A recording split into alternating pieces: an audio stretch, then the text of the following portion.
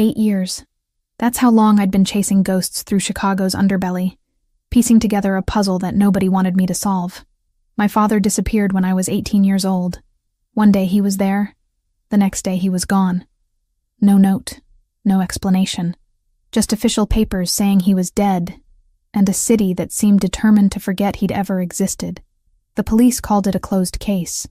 My mother called it a tragedy, and never recovered. I called it a lie, and I built my entire career around proving it. By the time I turned 28, my investigation had consumed most of my life.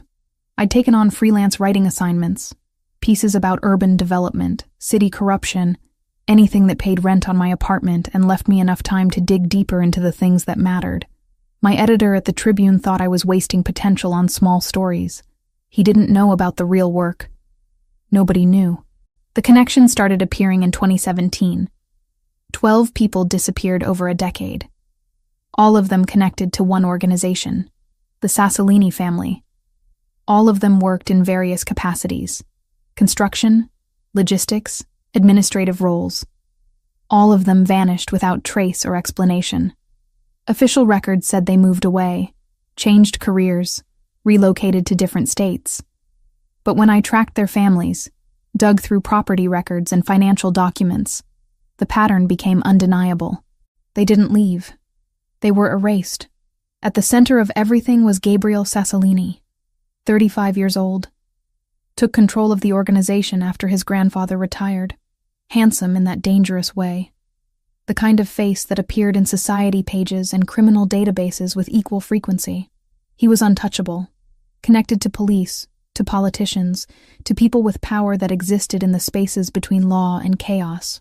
My apartment walls told the story in photographs and red string.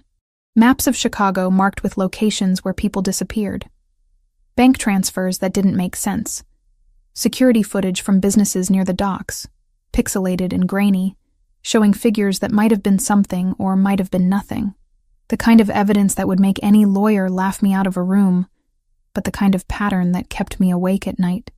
I'd been working through the night again, staring at my screen, cross-referencing construction permits with property ownership records. A warehouse scheduled for demolition had caught my attention. No official permits on file. No documentation that suggested it should exist. But it did exist. I'd driven past it twice. It was real, concrete, and steel and rust, defying the bureaucratic erasure someone had attempted. The smart choice was to hire a private investigator, to go to the police, to approach my editor with something concrete instead of conspiracy theories. But smart choices had never been my strength. Besides, going through official channels meant people would know I was asking questions. It meant someone could stop me before I found answers. October 15th, Wednesday evening. The forecast predicted rain moving in from the west, but the sky already looked angry, dark in a way that suggested the storm would arrive sooner than expected. I parked 3 blocks from the warehouse, in an industrial area where nobody paid attention to unfamiliar cars. I wore dark clothes, nothing threatening, nothing that screamed investigator, just a woman with a camera and a notebook, someone who might be doing urban photography or research for a writing project. Innocuous, invisible. The warehouse sat silent when I approached. No lights, no visible security. But absence of security was its own kind of warning. Professional operations didn't leave anything to chance.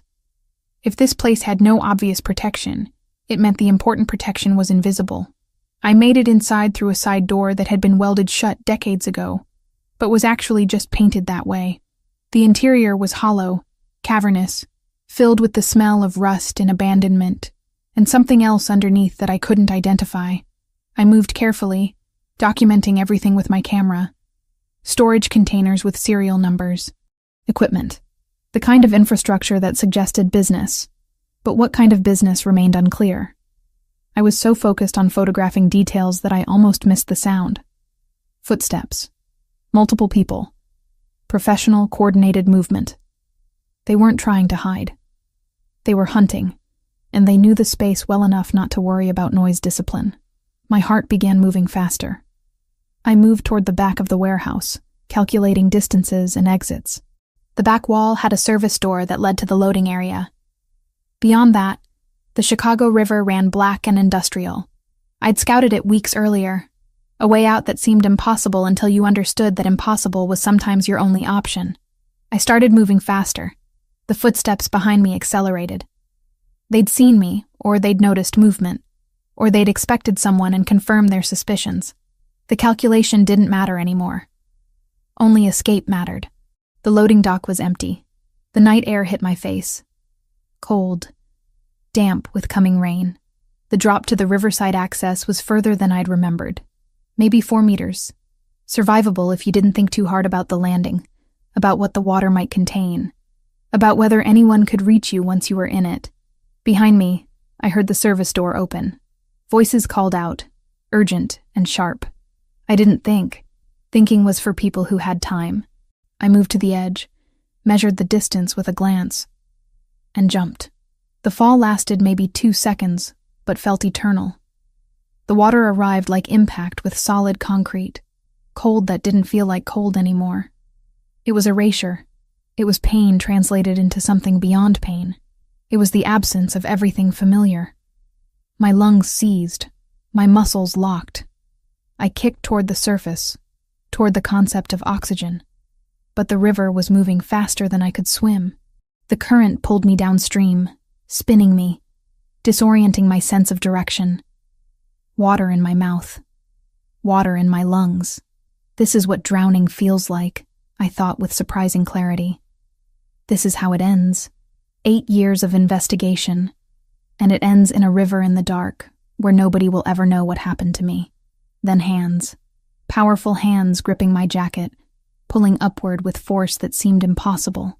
I broke the surface, gasping, coughing, my body convulsing as it tried to process oxygen again. I was being dragged toward the bank, away from the current, toward solid ground. A figure, silhouetted against the lights of the property behind him. A large property, secured, with guards I hadn't known existed. "You're all right," a voice said. Deep, rough, close to my ear. "You're safe," he said, eyes still sweeping the street. "Eyes on me. Breathe. I've got you." But I wasn't all right. I was choking on my own survival. My vision swam. The man holding me was moving me toward the bank with efficiency that suggested he'd done this before, or he'd been trained for emergencies, or he simply knew what needed to happen next. He pulled me onto the concrete, and I coughed up river water, gasping like something that had forgotten how to breathe. My hands were shaking. My entire body was shaking. Through the blur of shock and cold and adrenaline, I tried to focus on his face, and something in that face, the structure of it, the intensity of his eyes, the way he was looking at me, triggered a memory, a fragment from before my father disappeared, a photograph I hadn't thought about in years. A man in my living room, laughing with my father, speaking in Italian. My lips moved. I wasn't planning to speak. The name came from somewhere deeper than conscious thought, from muscle memory and subconscious recognition. The cognomen my father had used when he still existed. The name he'd whispered in our house before everything changed. "Phantom," I breathed. Barely audible, barely more than reflex. The man froze. His hands, which had been supporting me, went absolutely still. His expression changed. Something flickering across his face like a switch being thrown. Recognition. Shock. Understanding. All of it compressed into a single moment. He knew. Somehow, impossibly, this man knew exactly what that name meant.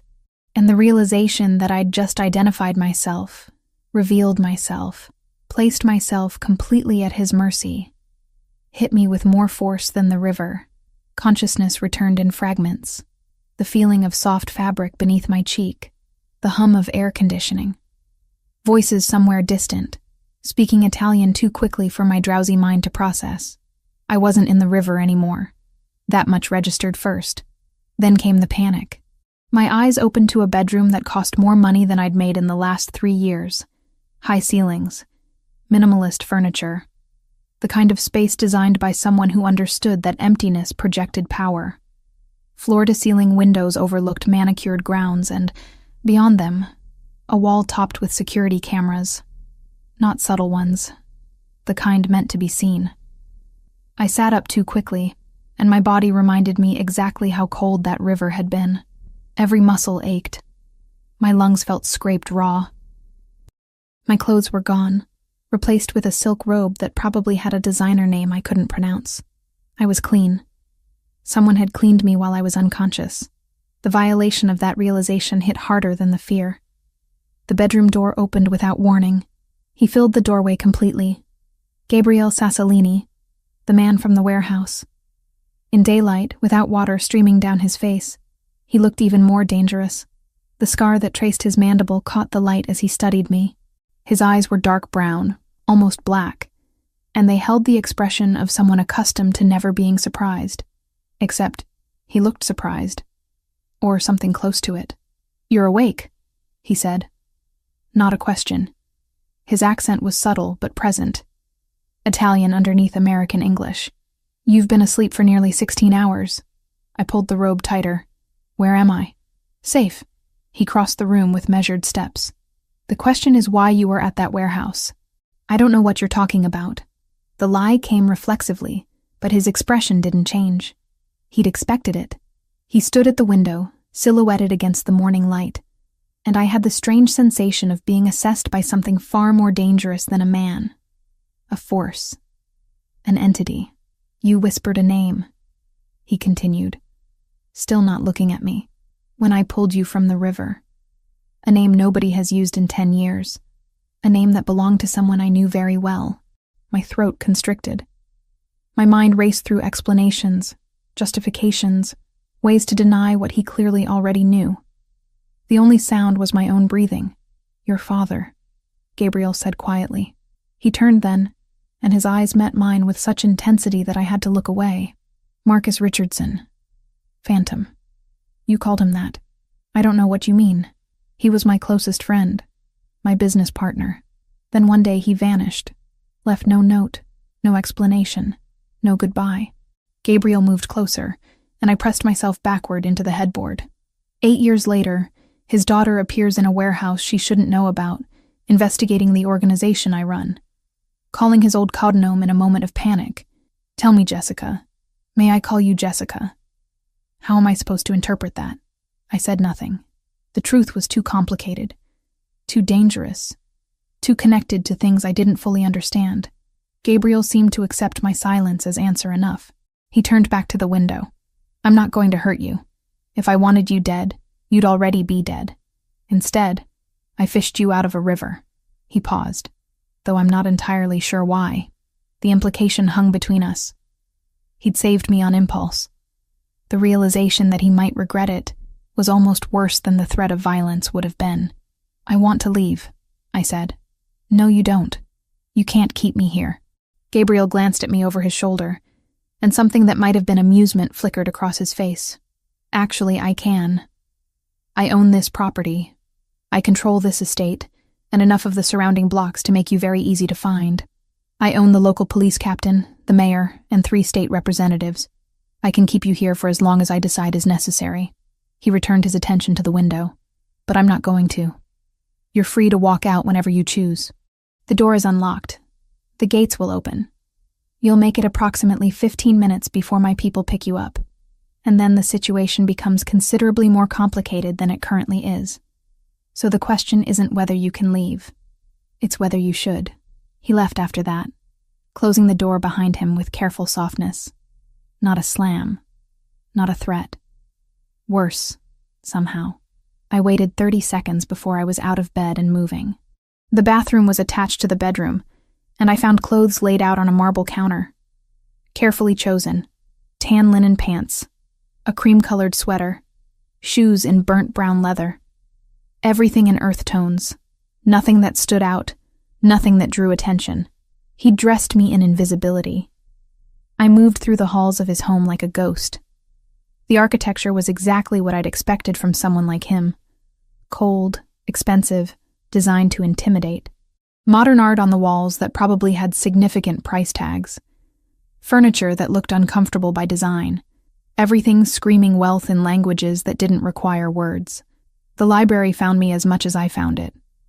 2 stories tall, books from floor to ceiling, a rolling ladder, The kind of space that suggested someone actually read, actually thought, actually experienced the world beyond violence and money. I moved deeper into the stacks, running my fingers along spines, and that's when I saw it. A photograph, framed, sitting on a shelf between first editions and leather-bound antiques. The glass was old, the image faded slightly, but the moment it captured was undeniable. 3 figures. A man I'd know anywhere, despite 10 years of absence. My father. Younger than I'd ever known him, his face unlined, his smile genuine.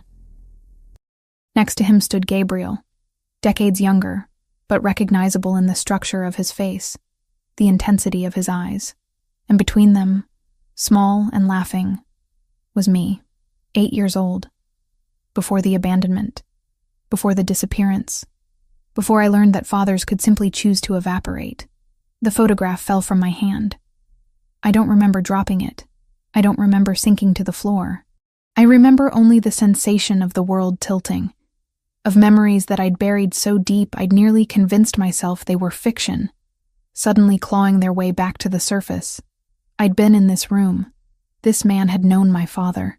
They'd been close enough to be photographed together. Close enough that my childhood self had apparently trusted him completely. I was still on the floor when Gabriel found me. He stood in the doorway, and his expression changed the moment he saw me. The predator softened, just slightly, into something almost like regret. "I should have put that away," he said quietly. I couldn't respond. My throat had closed around words I didn't have. Gabriel crossed the room and knelt beside me, not touching, just being present.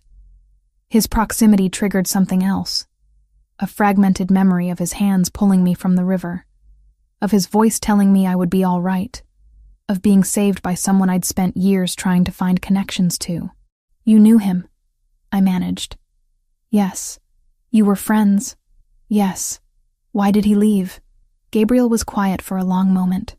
When he spoke, his voice carried the weight of a decade's worth of unanswered questions. "That's what I've been trying to understand since the day he disappeared. He left without explanation, without goodbye. He left me wondering if the friendship meant nothing, if the partnership was a lie, if everything we built together was going to collapse without him." He paused, and I heard the old pain in that silence, the kind that didn't fade with time, only deepened. "Your father was a good man," Gabriel continued. "Better than me, better than most people I've known. And I have no idea why he chose to vanish." I picked up the photograph with trembling hands. 3 people who'd been happy once. 3 people who'd been connected. 2 of them were still alive, both holding pieces of a puzzle that neither fully understood. "Why did you save me?" I asked. Gabriel stood, offered me his hand. After a moment I took it.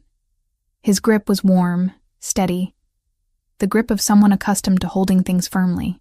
"Because," he said, "when I pulled you from the water and heard that name, I realized I might finally get answers about what happened to Marcus. And because it's possible that saving his daughter was the closest I'd come in 10 years to feeling absolved of whatever failure allowed him to leave in the first place. 33 hours in Gabriel's home taught me that captivity comes in many forms. I wasn't locked in a room. The doors opened when I pushed them. Food appeared on tables without anyone forcing it down my throat. Yet I remained trapped, the invisible walls of his authority more effective than any chain. Gabriel questioned me on the second morning. Not brutally. He sat across from me at a dining table that could seat 20, drinking espresso from a small cup, watching me with the patience of someone who understood that information extracted through pressure often came out distorted. He wanted truth, not panic. "Tell me about your investigation," he said. I chose my words carefully. "My father disappeared when I was 18. The police declared him dead. I didn't believe them. Why not? Because they didn't look very hard. Because the paperwork seemed rushed. Because nobody in my family got real closure. And I wasn't willing to accept that." Gabriel set down his cup. "So you became a journalist." "I became a lot of things. A journalist was just the most useful one." He leaned back in his chair, studying me the way a collector might examine a painting with a hidden signature. "You found a pattern connecting disappearances to my organization." "Yes." And you thought investigating a warehouse in the middle of the night alone was a rational strategy? I thought it was necessary. Necessary for what? To get yourself killed? To confirm suspicions that might have no basis in reality? His voice remained level, but I detected frustration underneath. What exactly were you hoping to find? I set down my fork. The food had gone cold anyway. Information. Proof. Something that would explain where he went and why nobody could tell me the truth. Gabriel was quiet for a long moment. His eyes moved across my face like he was reading text in a language he'd almost forgotten. Your father's name wasn't Marcus Richardson when I knew him. The statement landed like a grenade. I forced myself to keep breathing, to maintain the facade of composure, even as my mind raced through implications. In the organization, he went by Phantom. That was his operational designation. He worked for my family for 3 years before he disappeared. Gabriel rose from the table and moved to the window, hands clasped behind his back. I trusted him completely. He was my closest advisor on certain matters. We discussed business, politics, the structure of the organization. I told him things I told no one else. What kind of things? I asked carefully. That's not relevant to what I'm about to tell you. He turned back to face me. Marcus came to me one evening, approximately 10 years ago. He told me he was leaving. That night, he said it was necessary for his safety and the safety of his family. I asked him why, and he refused to answer. He simply said that if I valued our friendship, I would accept his departure without questions, and I would never attempt to find him. My throat tightened. And you let him go. I didn't have a choice.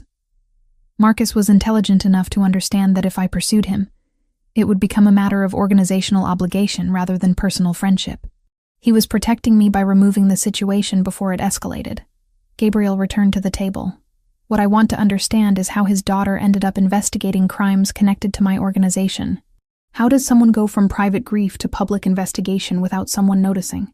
How did you stay invisible long enough to become dangerous? I couldn't answer honestly without revealing just how long I'd been digging, how many small sources I'd cultivated, how carefully I'd constructed a narrative that made sense only to me. Honesty would expose the depth of my obsession, but lying would give him reason to distrust everything I said going forward. I started small, I finally said, looking at public records, deaths that didn't make sense, disappearances that the police closed too quickly. Most leads went nowhere. Some led to people who worked for you. I connected dots that probably should have stayed unconnected, but you connected them anyway. Yes. Gabriel studied me with an expression I couldn't decode. Not anger, not disappointment. Something more complex. Your father would be furious with you, taking risks like that, drawing attention, becoming the kind of liability that organizations like mine eliminate without hesitation. He's not here to be furious, I said quietly. No, he's not. Gabriel moved to the window again, this time looking out at the grounds beyond the glass. I've spent 10 years wondering what I did wrong. What aspect of our partnership was false? What I missed that made him desperate enough to run in the middle of the night? He paused. Now I'm wondering if perhaps he ran precisely to keep me from finding out something that would have destroyed our friendship. I understood what he was offering. An alliance based on mutual need. He wanted answers about my father. I wanted the same answers. Together we might find them. Separately, we would remain stuck in our respective forms of grief. I need to call my editor, I said. He'll be looking for me. Your editor thinks you're in Wisconsin researching a story about rural property development. You texted him that you had a source who didn't want contact until you had substantive material. The message came from your phone, from this location. It's about a 3-hour drive after I brought you here. Horror flooded through me. You impersonated me. I protected you. There's a difference. Gabriel turned from the window. Your editor isn't searching for you because he believes you're fine. Your phone has been silent because I needed time to understand who you are and what you represent before other people started asking questions. That's not protection. That's manipulation. Yes, it is. He didn't deny it. In my experience, Jessica, those two things are often indistinguishable. The question is whether the manipulation serves your interests or works against them. I stood from the table. My legs felt unsteady, but I forced myself to move toward him. What do you want from me? I want you to help me find your father. I want you to use the investigation skills you've developed over 8 years to answer questions I've carried for a decade. In exchange, I will provide you with resources that no freelance journalist could access independently. We will search together, and whatever we find, I will help you determine how much of it belongs in a published story and how much belongs in the spaces between official record and truth. And if what we find implicates you, something that might have been respect crossed his face, then we'll deal with that when we reach it. But I suspect what we'll find implicates me far less than it implicates the people who made Marcus desperate enough to disappear. I realized then that I could leave. Gabriel had told me as much. The gates would open. The roads would carry me toward the life I'd been living before the river pulled me under. I could publish speculation without proof. I could alert the authorities to my knowledge. I could do many things that felt like freedom and tasted like defeat. Or I could stay. I could use the resources of a man with power and information. I could finally discover what happened to my father. The danger was obvious. The manipulation was explicit. But the alternative was to remain forever trapped in the small prison of not knowing. Teach me your business, I said.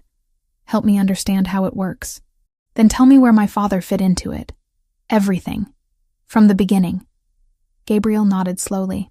All right. But understand what you're agreeing to. Once you understand how the Sassolini organization operates, you become dangerous to people who prefer ignorance. There's no going back from that knowledge. There's no going back from jumping into a river, I replied. At least this way I chose my consequences. He almost smiled at that.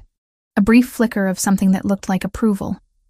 Then it was gone, replaced by the careful expression of a man about to share secrets that could destroy him. We'll start with your father, he said. Because understanding him is the only way to understand why he left. Gabriel's archives occupied the 3rd floor of his home, a climate-controlled vault that would make any museum curator weep with envy. Rows of filing cabinets in polished steel. Servers humming in a secure room behind reinforced glass. My father's history, catalogued and preserved like evidence in a case that had never officially closed. Your father handled acquisitions, Gabriel explained, pulling a leather folder from a drawer marked 1997-2005. Property deals mostly. Construction contracts. He was brilliant at identifying undervalued assets and positioning them for development. The organization would acquire land through legitimate companies, improve infrastructure, then sell at exponential profit margins. I reviewed documents dated from the year I was born. Permits, environmental assessments, transfer documents, my father's signature on everything. Marcus Richardson, listed as project coordinator. The work was meticulous, organized, the signature of someone who took pride in precision. He never worked directly on the violent side of operations, Gabriel continued, handing me another file. I protected him from that. He was too valuable to waste on street-level enforcement. Besides, Marcus had principles I didn't share. He wanted income without bloodshed when possible. I tolerated that because his financial contributions more than compensated for his squeamishness. We spent the next 3 days in those archives. Gabriel teaching me the infrastructure of organized crime the way a professor might explain economics or engineering. How money moved through legitimate businesses to obscure its origins. How political connections ensured permits for projects that should have been rejected. How police departments received regular donations that didn't appear in any official records. My editor called on the 4th day. "Richardson, where the hell are you?" His voice crackled through the phone I'd finally retrieved from Gabriel's security office. "You've been gone for a week. The Wisconsin story is dead. I need you back in Chicago, or I need to know you're not coming back." I was sitting in Gabriel's library, surrounded by documents that detailed my father's life in ways my mother had never managed to articulate. "I'm working on something bigger," I said carefully. "A real story. Not the rural development piece." "I don't care if you're working on the biggest story of the decade. You're a freelancer, Jessica. You work for multiple outlets. You can't just disappear into the Wisconsin wilderness for 7 days without communication." Guilt twisted through my chest. He was right. I'd violated basic professional protocols. I need 2 more weeks, maybe 3. I'll have something concrete then. 2 weeks. Jessica, I've got a pipeline of stories. If you want work, you need to commit to deadlines. The lie came smoothly. Years of investigation had taught me how to construct narratives that felt real, even when they weren't. A source finally contacted me. Someone with direct knowledge of connections between city development and organized crime. I have one shot at this. If I break the connection now, the source disappears. Silence on the other end. I heard him calculating, understanding that a real story about organized crime and municipal corruption was exactly the kind of piece that could elevate both our careers. 3 weeks maximum, he finally said. Then you deliver, or you're done. Understood? I confirmed and ended the call. Gabriel watched me from across the library with an expression I couldn't quite read. Your editor is suspicious, he said. He's demanding. There's a difference. In my experience, there often isn't. Gabriel closed the file he'd been reviewing. We need to accelerate the timeline. If your editor is pressuring you for results, it won't be long before he decides to find out where you actually are. And if he asks the right questions, the wrong people will provide answers. What wrong people? I asked, though I suspected I knew. Dante Verciani is my business partner. Has been for 15 years. He handles operations I prefer not to be directly involved with. Distribution networks. Enforcement. The aspects of this world that require fewer ethical constraints. Gabriel moved to the window. He also has connections to journalists through various intermediaries. If your editor starts asking about you, there's a reasonable chance Verciani hears about it. The implication settled into my bones like cold water. You think he'll come looking for me? I think it's possible, which means we need to understand what happened to your father before that becomes a problem. Over the next 2 weeks, Gabriel and I visited locations connected to my father's work. An office building in the financial district that housed shell companies, a construction site on the south side where a community center had been built on land my father had negotiated, a warehouse near the docks where legitimate imports of Italian wines arrived monthly, though Gabriel admitted the wine was a secondary commodity to whatever else moved through the facility. At each location, Gabriel revealed pieces of the story he'd constructed in the decade since Marcus disappeared. 3 weeks before he left, your father requested a private meeting. He told me that he'd discovered something during a routine inspection of properties we were acquiring. Something that suggested corruption in the upper ranks of the organization. Specifically, he suspected that one of my trusted advisors was selling operational information to a rival family. Verciani? I asked. I didn't know that at the time. But yes, probably. Your father was careful with accusations. He had documentation, he said. Proof. He wanted to present it to me privately, because going through official channels might result in information leakage if the corruption ran deeper than he suspected. But he never presented the proof, I said. No. The next day, he came to me and said he'd changed his mind, said the evidence was inconclusive, that he'd been paranoid. He asked me to forget the entire conversation. Gabriel's voice carried the weight of a decade-old betrayal. I assumed he'd been threatened, that someone learned about his investigation and convinced him to back away. I nearly ordered a full internal investigation, but Marcus begged me not to. Said that if I pursued it, he'd be marked as a liability. Said the safest thing for everyone was to let it go. And you did. I did, because he was my best friend, and he was asking me to trust him. 2 days later, he was gone. I processed this information while staring out at the Chicago skyline.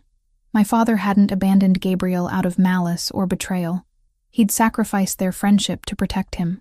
He thought you were involved, I said quietly. He found evidence that Verciani was compromised, but he couldn't be sure how deep the corruption ran. He couldn't risk you becoming a target by investigating, so he disappeared rather than put you in danger. Gabriel didn't respond immediately. When he finally spoke, his voice was quiet. That's what I've suspected for the last decade. But suspicion and certainty are different things, Jessica. I need to know for sure. How?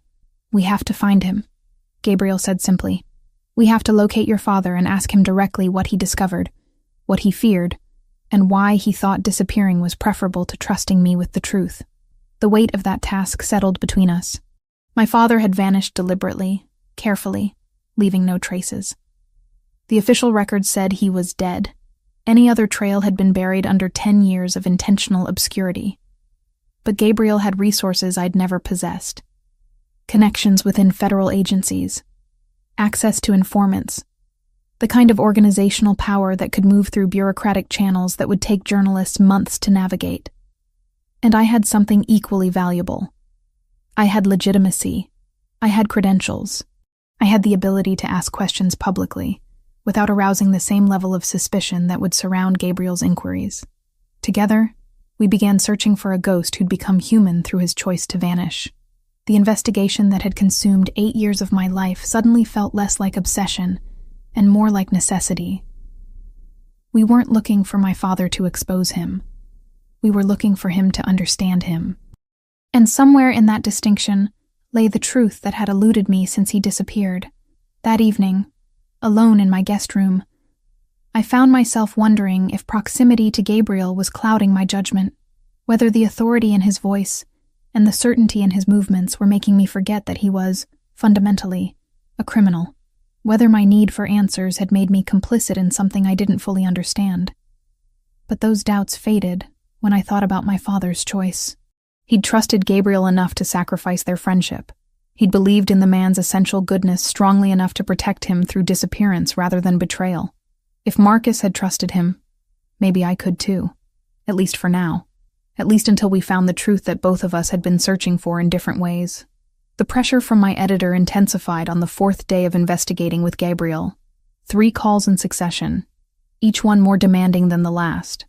I sat in Gabriel's office, phone pressed to my ear, trying to construct explanations that wouldn't trigger further suspicion. "I need something concrete," my editor repeated. His tone had shifted from curiosity to calculation. "Right now you have theories and fragments. Organize them into an actual narrative or find a new assignment." After we disconnected, I sat in silence.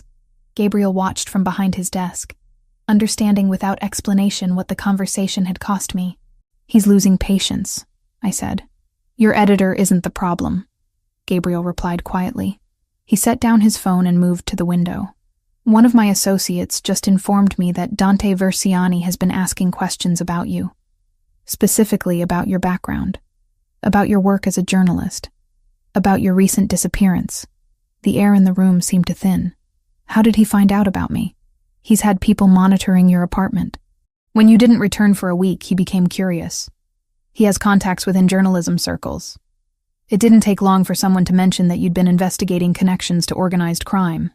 Gabriel turned from the window, and his expression had hardened into something colder than I'd seen since the river. "Versiani is smart enough to understand that a journalist investigating your father's disappearance could eventually connect dots that lead directly to him, which means you've become dangerous to him. And dangerous people don't remain alive very long in his calculus. What will he do? He'll try to eliminate the threat. You." The statement landed without inflection, just fact. Gabriel moved closer, and I could see the tension in his shoulders, the controlled fury beneath his composed exterior. "I'm moving you," he said. "Tonight. We're leaving Chicago." "No." The refusal came automatically. "I'm not running again. My father ran. I'm not doing the same thing. Jessica, we're close to finding him. You said so yourself. 2 more days, maybe 3, and your contact in the federal program would have location information. I'm not abandoning that. Not now." Gabriel's jaw tightened. "You would choose pursuit over survival? I would choose answers over safety." He studied me with an intensity that made my skin feel exposed. "Then we do this differently. You don't go anywhere alone. You stay within protective distance from my people. And if Versiani makes a move, we respond decisively." We didn't wait long for that response to become necessary. The following morning, I left Gabriel's home for a controlled meeting with my editor.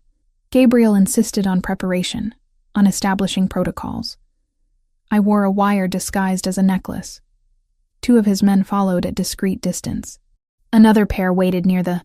When I was 9, my father taught me to make a list with 2 columns. What we know, what we are pretending to know. He made me label the 2nd column in red. "Most mistakes wear the right uniform," he said, handing me a pencil that had been sharpened down to a stubborn nub. I asked why we had to color code lies. "Because you will forget which is which when you are tired." He did not raise his voice then either. He drew a box around the last red line and told me to sleep. That night, I'd hidden the list under my pillow like it was talisman or teeth for a ritual I didn't understand. Years later, standing in a borrowed kitchen staring at an open laptop, I drew the same box in the margin of my notes. The line inside it was simple. I don't know how this ends. The pencil didn't make me brave. It just made the page honest enough that I could keep going. Cafe the Marshals had pre-cleared for sightlines and exits where I'd agreed to meet. My editor arrived carrying his usual coffee and his usual expression of mild annoyance. He didn't notice the surveillance. He didn't notice anything except his irritation at my continued vagueness. "I need specifics," he said before I'd even sat down. "Names, dates, evidence. Right now you're asking me to trust a source I've never met about a story that sounds like conspiracy fiction." I was constructing a response when the black sedan pulled up to the curb outside. The extraction happened with precision. Multiple men in business casual clothing moved with choreography that suggested extensive planning. They surrounded my editor and me before I understood what was happening. One of them reached for my arm. The necklace transmitted my distress directly to Gabriel's security team. The response was violent and immediate. Gabriel's people materialized from the crowd like they'd been waiting for exactly this moment. Bodies moved. Voices escalated. My editor dove behind a table with impressive instinct for someone with no combat training. I was pulled backward, away from the sedan, away from the men trying to secure me. Gabriel emerged from a parked car, moving with controlled fury. His eyes found mine for one moment, and then his attention shifted entirely to the threat. The confrontation lasted maybe 3 minutes. No gunshots. That surprised me. Gabriel had chosen to keep the violence below the level that would attract police attention. His people were trained to subdue and extract, without attracting the kind of notice that brought law enforcement into the equation. One of Versiani's men broke free and ran. Gabriel didn't pursue. He simply watched him disappear into the Chicago street noise, cataloging the escape, filing it for later consideration. "You're all right," he said, hands on my shoulders, checking for injury. "You're all right." But I wasn't all right. I was shaking from adrenaline and terror, and the visceral realization that the world I'd been investigating intellectually was suddenly very real. These were actual threats. Actual violence. Not abstract concepts or theoretical possibilities, but flesh and blood, and the knowledge that people would genuinely hurt me to protect their interests. My editor stood up from behind the table, expressions cycling through shock and fear, and then settling into professional calculation. "What the hell was that?" he demanded. "Exactly the story you wanted," I said, my voice steadier than my hands. "Now you understand why I couldn't give you details before you understood the stakes." Gabriel guided me back to his car. The streets felt dangerous now, every shadow containing potential threat. Inside the vehicle, with doors sealed and security protocols active, I finally allowed myself to breathe properly. "We're leaving Chicago tonight," Gabriel said. It wasn't a request this time. I wanted to argue. Instead, I asked the question that mattered. "Can we find him first, before we leave?" "My father." "Can we locate him before Versiani realizes what we're doing?" Gabriel was quiet for a long moment. "My contact confirmed location information this morning. Your father is in Madison." On the highway to Madison, the city unspooled behind us, until it was only a rumor in the rear view. Marcus drove like the road owed him nothing. We spoke in notes more than sentences, plates we'd seen, a billboard with a phone number that didn't match the brand, the fact that a black SUV took the same exit, and then thought better of it. Evasive rooting isn't glamour. It's silence and coffee that tastes like scorched paper, and the discipline not to accelerate when you're scared. I tried to imagine what I would say when we arrived. What a daughter says to a man who taught her to ask why, and then became the answer no one wanted. Marcus didn't offer comfort. He offered tasks. "Count the turns," he said. "If they take your phone, you still have math." I stared at the mile markers, at the grain silos pretending to be landmarks. This wasn't escape or pursuit. It was a narrowing, a funnel that ended with a door, and a father, and a question I had rehearsed and still did not know how to ask. Protective custody through a federal program. It's about a 3-hour drive. 3 hours. Between Chicago and my father stood 3 hours and the knowledge that Verciani would now be searching for both Gabriel and me, not to capture or interrogate, to eliminate the complications we represented. We go tonight, I confirmed. We get to him before Verciani understands where we're heading. Gabriel's hand found mine. The contact was unexpected, but I didn't pull away. His thumb traced small circles on my wrist, and for a moment the predator became something closer to human. Someone capable of protecting what mattered. Someone willing to drive 3 hours into danger, because a woman he'd known for less than 2 weeks needed answers about her father. If we're doing this, he said quietly, you need to understand something. Once we locate your father, everything changes. Whatever he tells us about why he disappeared, about what Verciani did, about the corruption in my organization, that knowledge becomes dangerous. It becomes the kind of information that either needs to stay secret or needs to be exposed in ways that will destroy my operation and possibly put your life in permanent jeopardy. I understand. Do you? His eyes held mine. Because once you have that information, Jessica, there's no going back to the life you had before. You'll be changed. Both of us will be. I thought about the woman I'd been before the river pulled me under.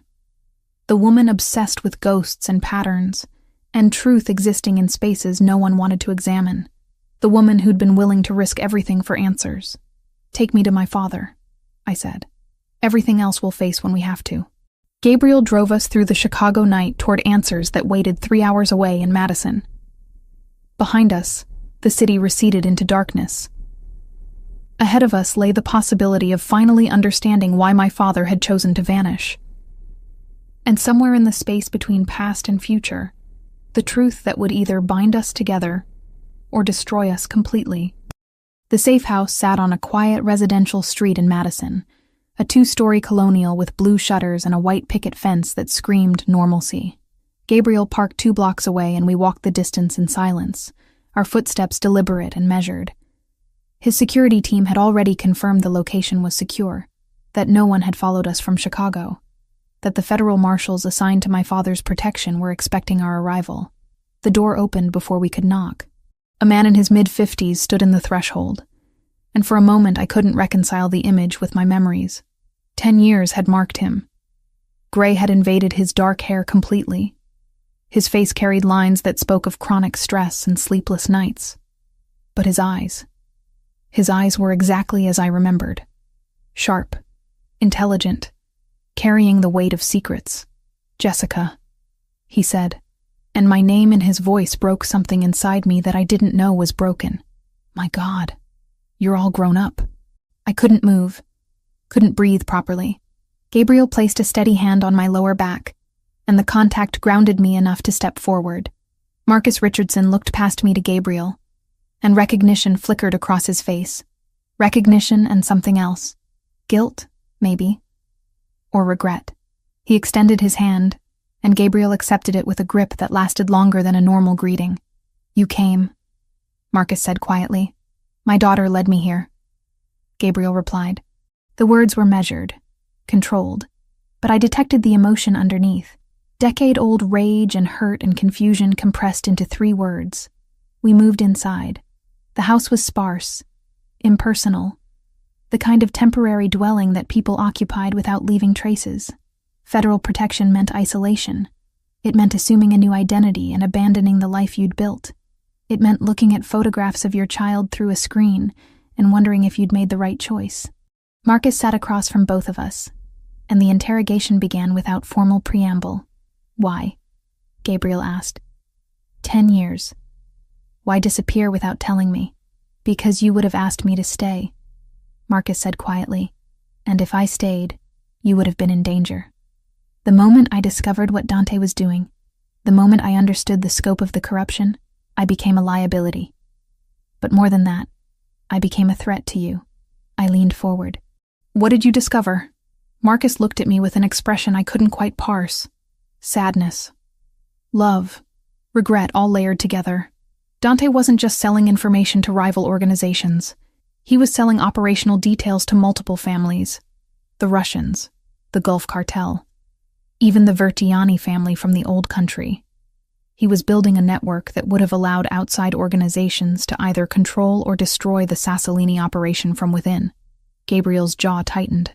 I suspected as much after you disappeared, but I couldn't prove it, because I took the proof with me, Marcus continued. I had documentation, bank records, communication logs, everything necessary to expose him completely. I was going to present it to you, but I realized something that night. I realized that even if you believed me, even if you wanted to act against Dante, his reach extended into places that made him dangerous. He had connections to federal agencies. He had protection that I didn't understand the full scope of. So you ran, I said. It wasn't accusatory, just observation. I ran because staying would have turned me into leverage. Dante would have realized eventually that I knew what he was doing. He would have used Jessica. Marcus looked at me with anguish. To force my compliance or my silence. By disappearing, by entering the federal program, I became worthless to him. I removed the liability. You also removed yourself, Gabriel said quietly. From my life. From our friendship.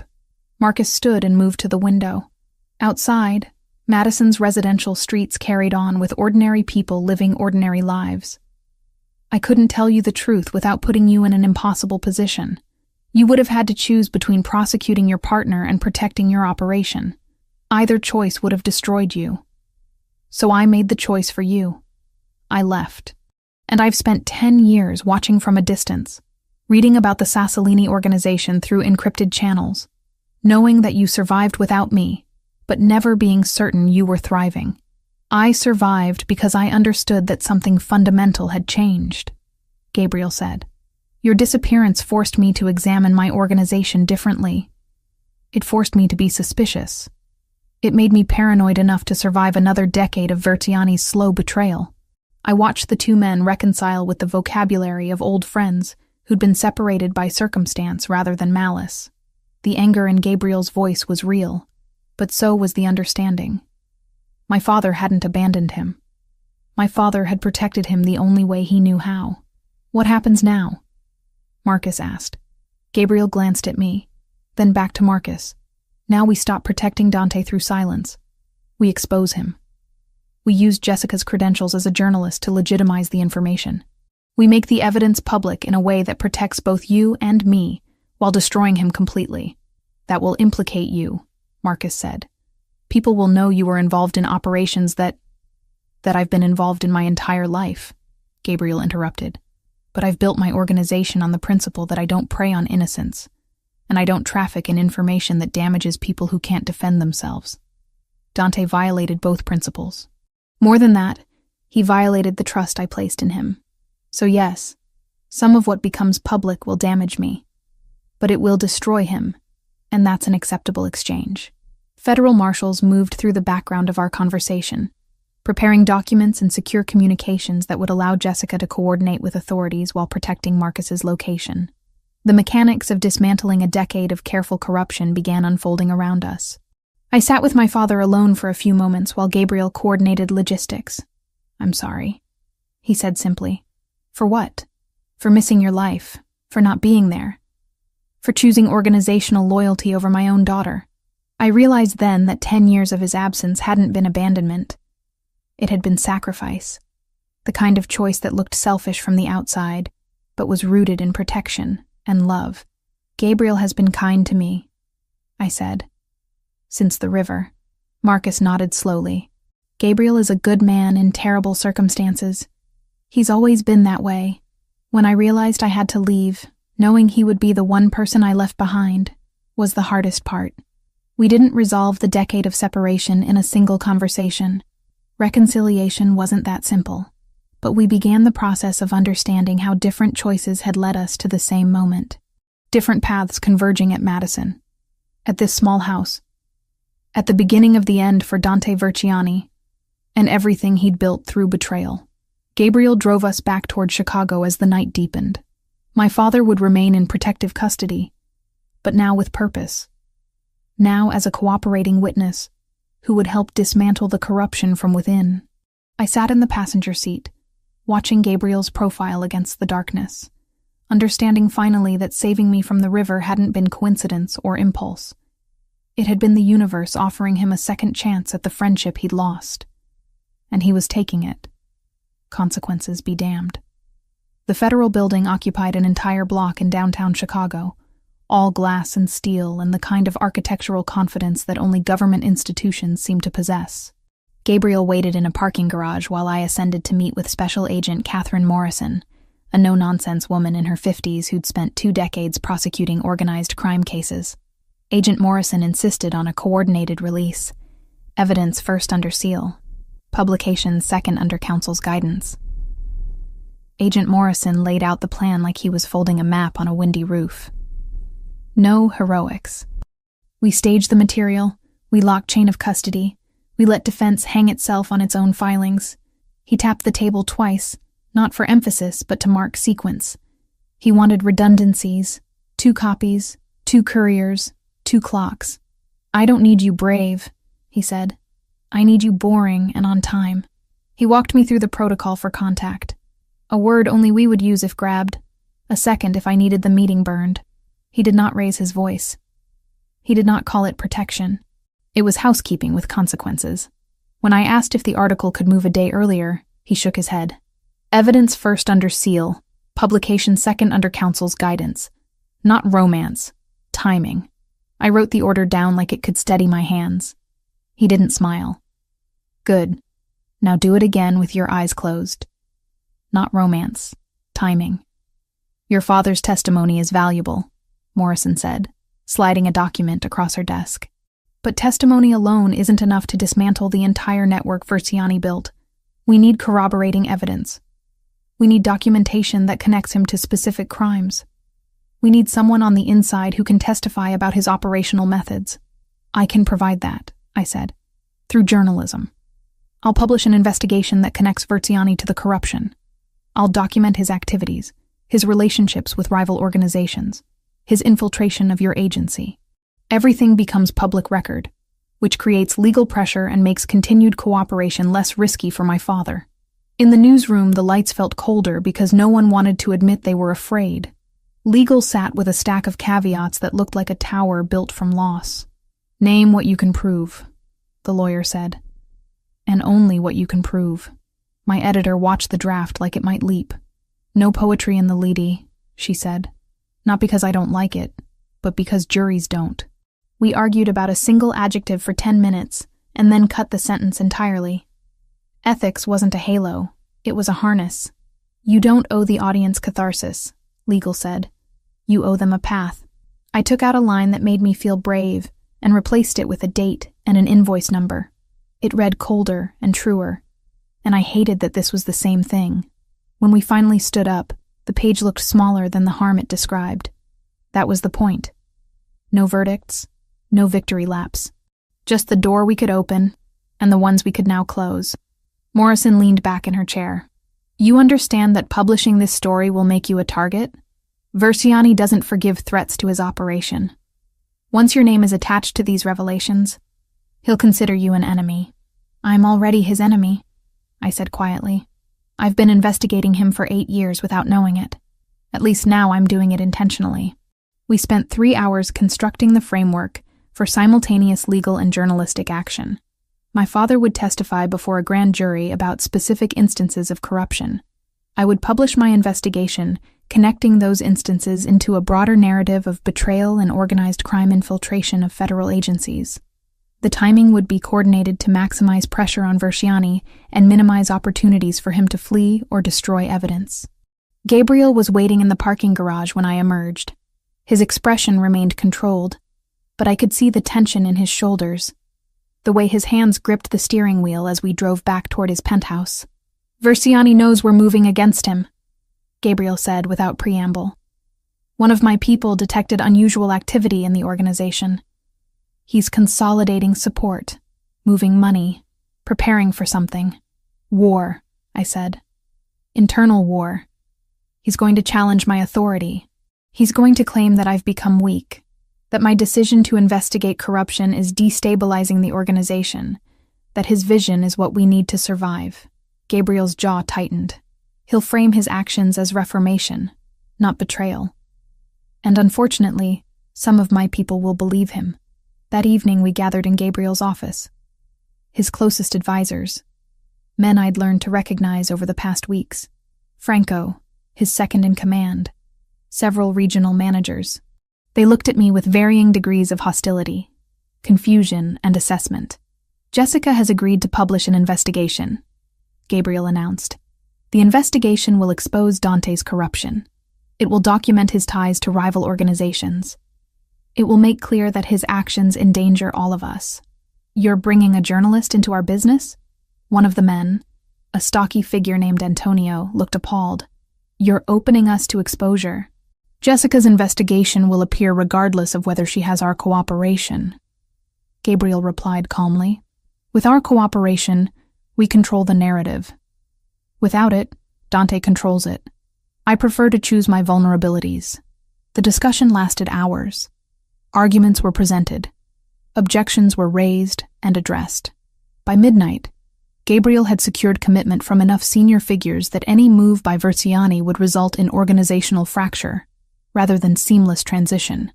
You need to go somewhere safe, Gabriel told me after everyone had left. Verziani will move against me within days. He'll try to eliminate threats. You're a threat now. A federal safe house became my residence for the next 3 days. Concrete walls, unmarked entrance. 2 marshals stationed outside. I worked constantly, compiling 8 years of investigation into narrative form. My editor called repeatedly, becoming increasingly frantic as I finally began delivering material that confirmed every suspicion he'd ever held about organized crime in Chicago. This is Pulitzer material, he said, assuming it doesn't get you killed. I'm aware, I replied. Gabriel called every 12 hours, his voice carrying the strain of navigating organizational politics while preparing for confrontation. Verziani has moved against 3 of my people, attempted to convince them to switch allegiance. One of them turned him in immediately. The other 2 pretended to consider his offer while reporting back to me. Is he going to come after you directly? I asked. Eventually, but not yet. He's testing the waters first, seeing how many people will support him before he makes his move. The federal prosecutors coordinated with my publication. Timing became everything. My story would publish on Monday morning. The grand jury testimony would occur Monday afternoon.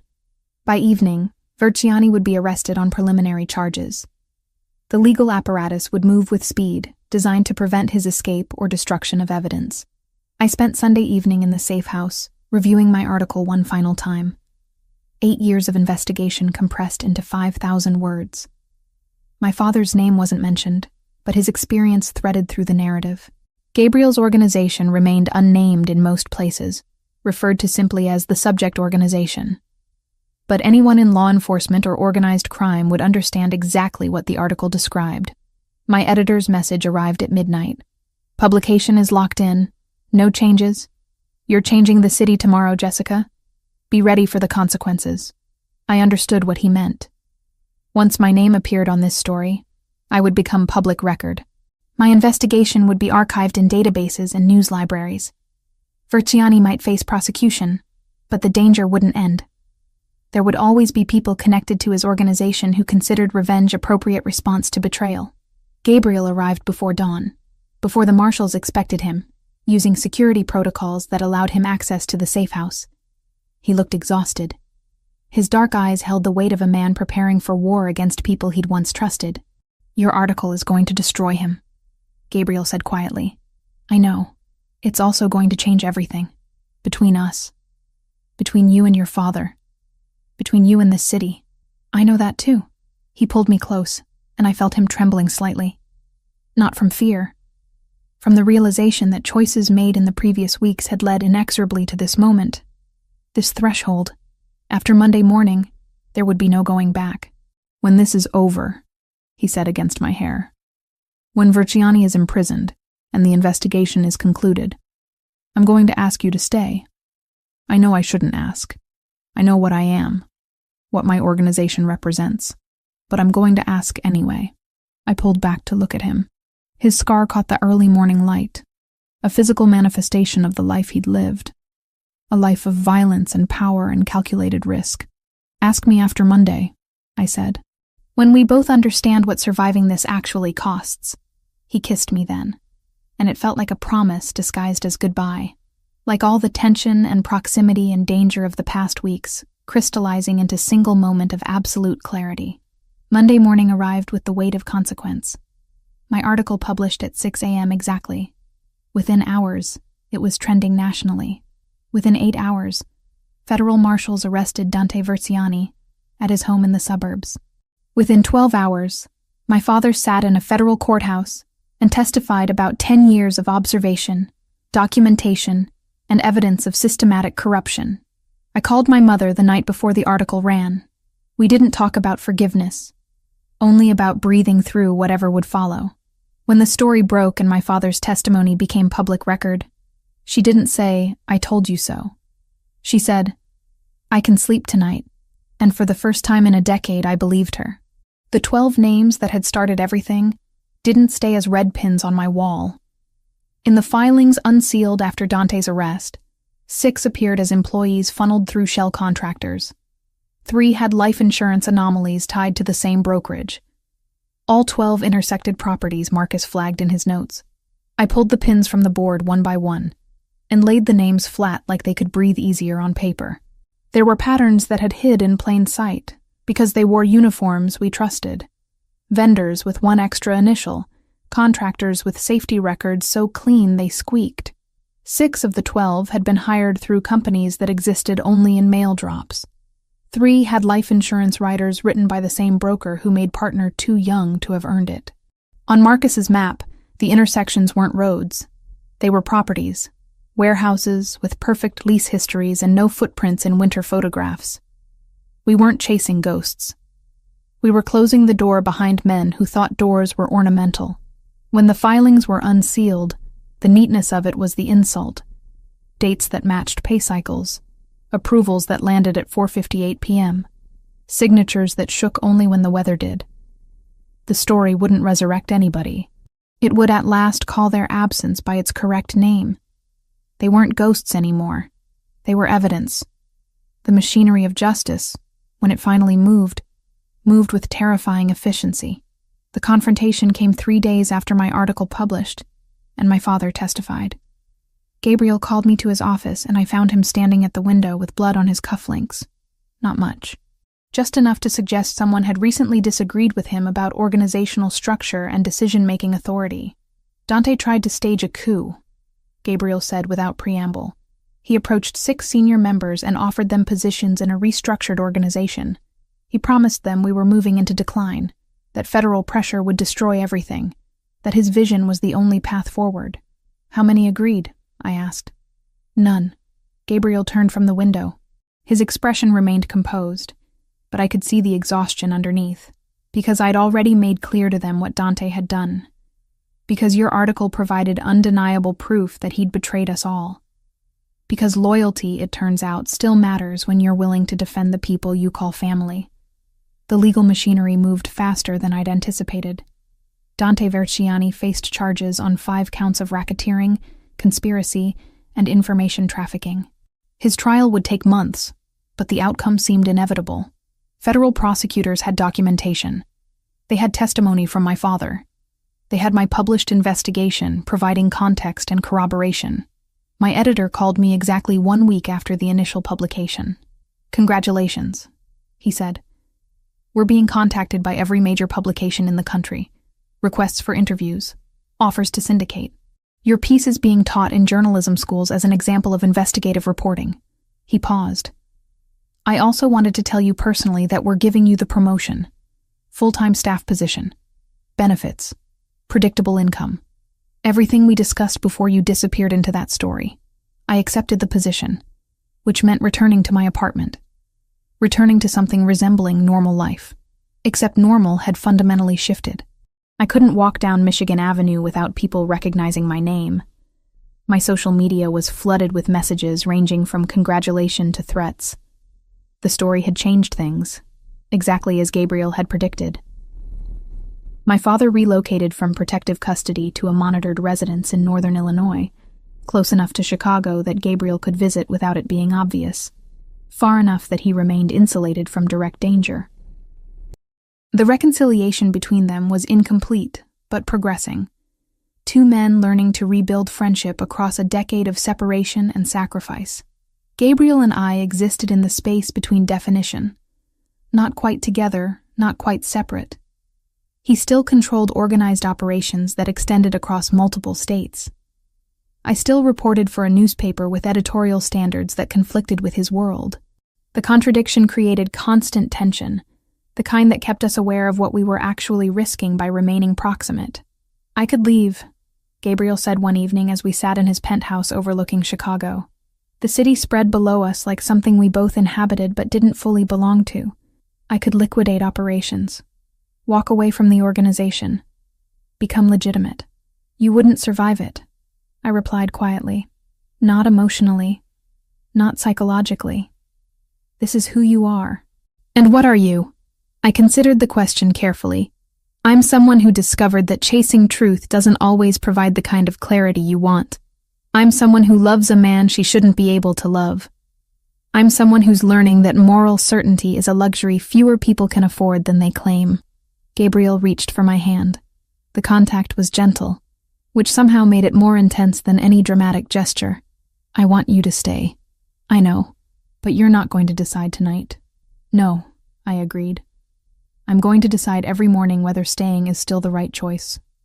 And maybe that's the most honest thing I can do with both of us." My editor didn't ask questions when I remained in Chicago instead of moving to the main office. He simply sent assignments my way, work that allowed me to maintain proximity to sources and stories that emerged from the chaos Verziani's arrest had triggered. Federal investigations expanded. Organizational restructuring became news. And I reported it all with the careful balance of someone who understood both sides of the conflict. After the story ran, the city didn't fall apart. It flinched. Phones learned a new rhythm. Doors learned to pause before they opened. Anonymous tips arrived like weather. Noisy, mostly wrong, occasionally clean. Morrison throttled access until rumor starved. Marcus left the board up but took the pins down. Holes in cork felt truer than thread. I bought a second lock and a quieter kettle. A neighbor I barely knew started walking his dog on my block at the right hours and never said a word about it. None of that was victory. It was maintenance. The kind of work you do when you accept that justice doesn't feel like fireworks. It feels like paperwork that finally adds up. At night, I would reread the paragraph where the facts held hands across the page and remember that I had not been brave, only thorough. Some mornings that was enough. On the others, I borrowed against the quiet and paid it back by noon. 3 months after Verziani's arrest, my father joined Gabriel and me for dinner at a restaurant Gabriel didn't own, but had connections to.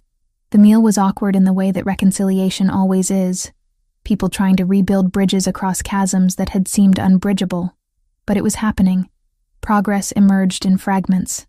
"I don't expect forgiveness," my father said to Gabriel during the meal, "for disappearing, for taking the decision away from you."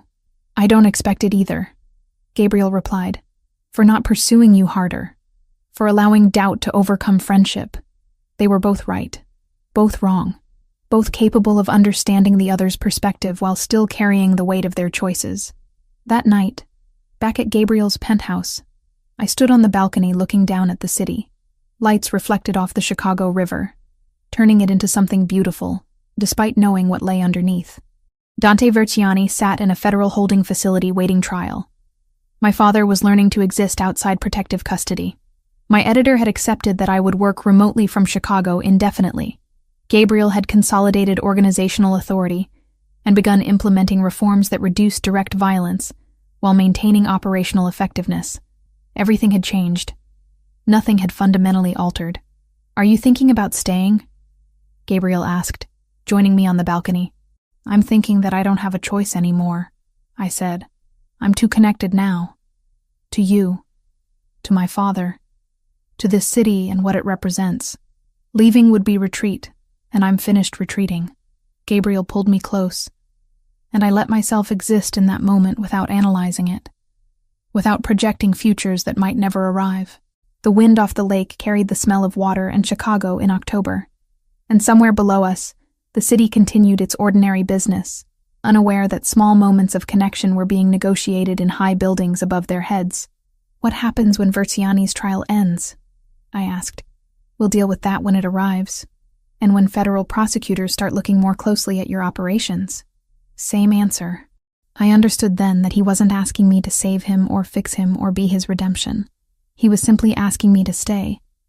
Knowing that I understood exactly what staying meant, that I was choosing proximity to a man who would never be entirely legitimate, that I was accepting a life built on contradictions and compromise. My phone buzzed with a message from my editor. Another investigation lead, another potential story. I would pursue it tomorrow, maintaining the work that had consumed 8 years of my life before Gabriel existed in it. I would continue being the journalist who exposed corruption. I would continue being Jessica Richardson, the woman who jumped into a river and been pulled out by a man who understood sacrifice better than most people understood anything. For now, though, I existed in the space between roles, between the woman I'd been and the woman I was becoming, between the city below and the man beside me and the choices we were both making moment by moment, day by day, without requiring certainty or promises or futures we couldn't control. The river continued moving beneath Chicago's streets, carrying secrets and stories toward destinations unknown. And I remained above it, finally understanding that sometimes survival meant learning to live with the questions instead of waiting for answers that might never arrive.